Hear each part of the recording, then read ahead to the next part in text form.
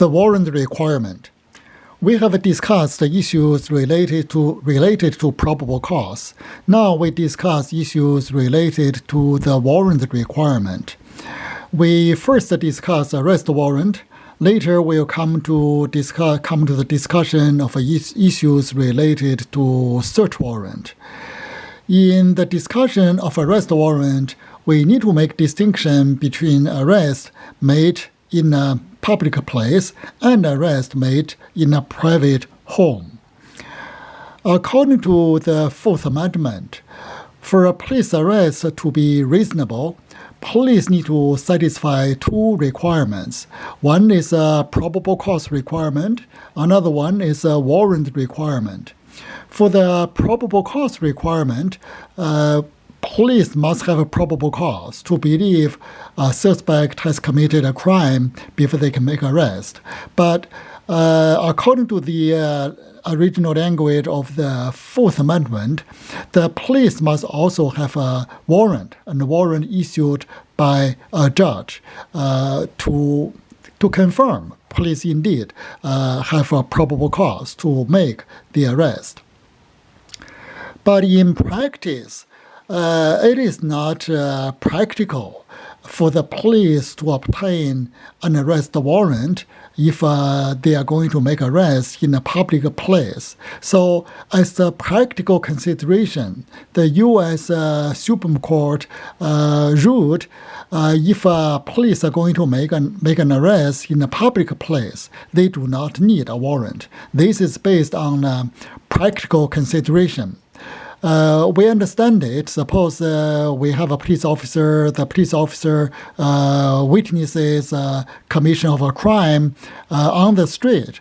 Suppose the police officer is on patrol and then he just witnesses this robbery.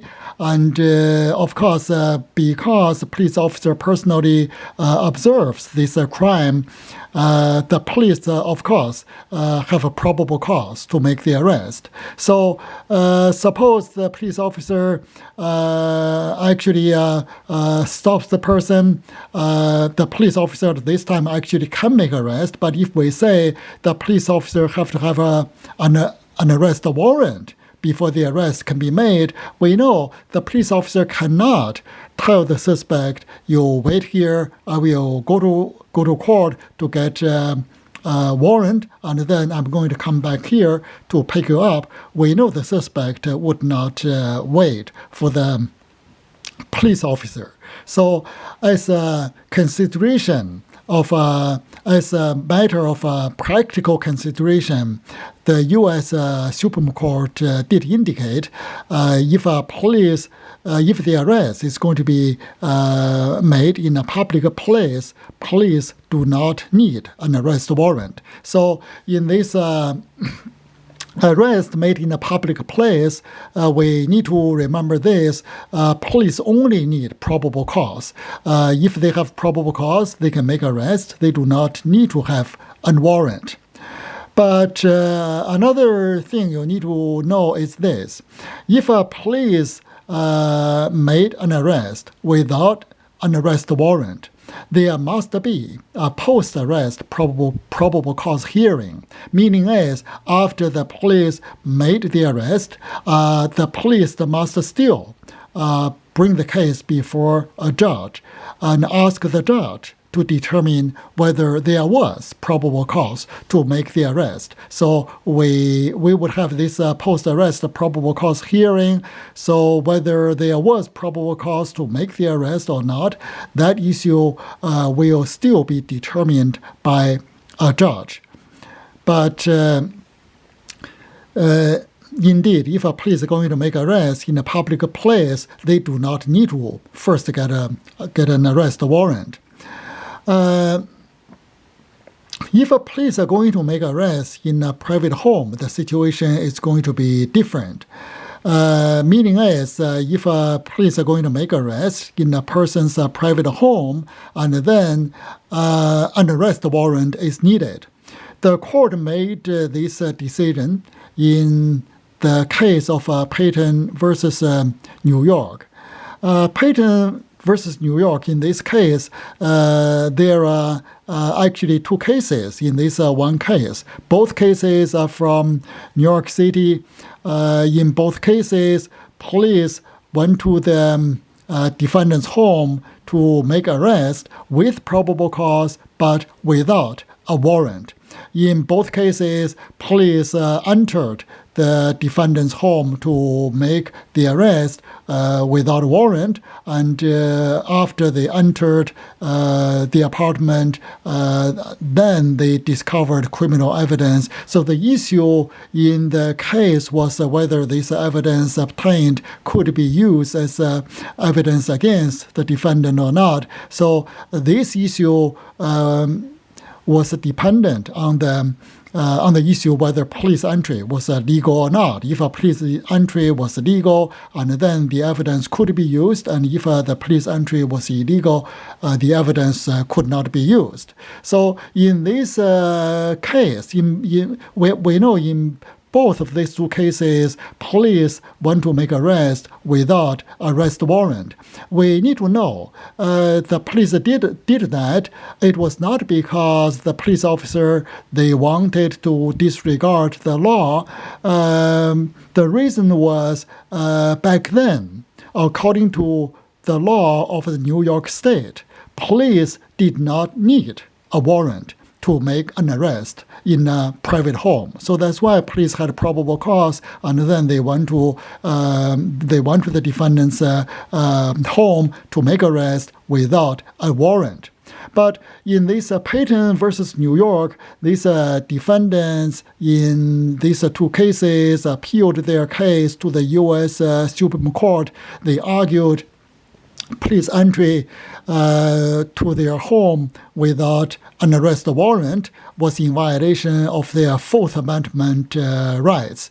In Payton versus New York, the court actually made a ruling saying that indeed, if a police want to make arrest in a private home, they do need an arrest warrant. So because the court said people should have more protection in their homes. So if police want to make arrest in a private home, they do need to first obtain an arrest warrant. So just remember, after this Payton versus New York, if police want to make arrest in a private home, they do need to first obtain an arrest warrant.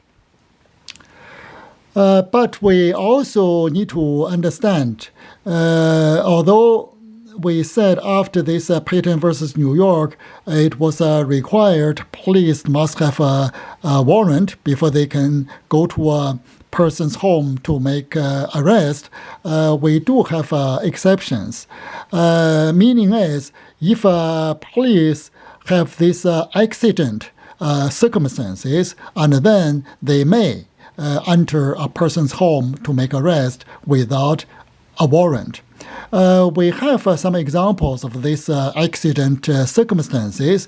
The first one is if there is an ongoing crime, especially we have this crime that maybe someone's life is in danger, or maybe someone is going to be injured. So if we have this ongoing crime, if a police actually witness that, and then, or maybe police learn about that, the police can enter the person's home to make arrest without a warrant. The second circumstance is if there is the danger of destruction of evidence. Suppose police have probable cause to arrest the suspect for drug transaction. So the police know there are drugs in the suspect's residence. So because the police wanted to make arrest, but they need to have this warrant. So maybe police just put this house under surveillance, and then while this warrant was applied, applied for, this police officer was obtaining this warrant. But if at this time, if police actually heard this, maybe the sound of flushing the toilet, and possibly the suspect was trying to destroy the evidence, and if that was the situation, police could also enter the suspect's home to make arrest without a warrant. That was to prevent the destruction of evidence. The third accident circumstance is if police are on hot pursuit. If police officers are already on hot pursuit of suspect, the suspect cannot run home and then saying that you cannot enter, you need a warrant. Suppose if we have a police officer, the police officer is on patrol, and then the police officer actually witnessed the commission of a robbery by the suspect, and the police officer, after witnessed this crime, gave chase. The police officer ordered the suspect to stop, but the suspect would not obey the police order. The suspect just ran back home and closed the door. If that was the situation, the police officer can also enter to make arrest without a warrant, because in this case scenario, the police officer was already on hot pursuit. There is an important legal doctrine we need to understand. That is, illegal arrest is no defense. The meaning of this doctrine is this. Even though police made an illegal arrest, the defendant cannot challenge the court to exercise jurisdiction. Meaning is the defendant, if the defendant is illegally arrested, and then the defendant now is on trial, the defendant cannot say to the court, you cannot exercise jurisdiction, you cannot try my case because I was arrested illegally. The defendant cannot make that claim. The court established this doctrine in a case decided in 1886. In that case, the defendant was investigated by the grand jury for larceny theft. And then the defendant fled the country. He went to South America. He went to Peru. And then some federal agents went to Peru. They actually abducted the defendant and drugged him and smuggled him out of the country and brought him back to the United States. And then the police formally arrested once he was on the U.S. soil, and then he was brought to trial. We know this police practice was in violation of international law. American police cannot go to another country, cannot go to a foreign country to enforce the law. So that was in violation of international law. So it was no question about it. This police arrest was illegal.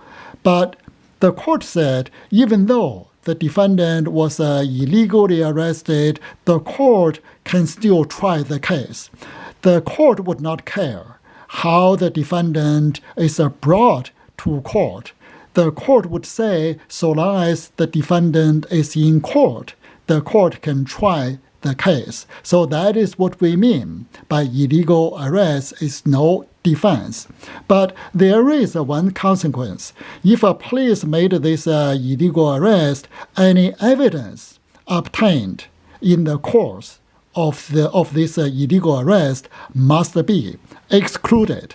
So if a police made this illegal arrest, the defendant cannot say the court cannot try the case, but the defendant can request any evidence obtained in the course of this illegal arrest be suppressed.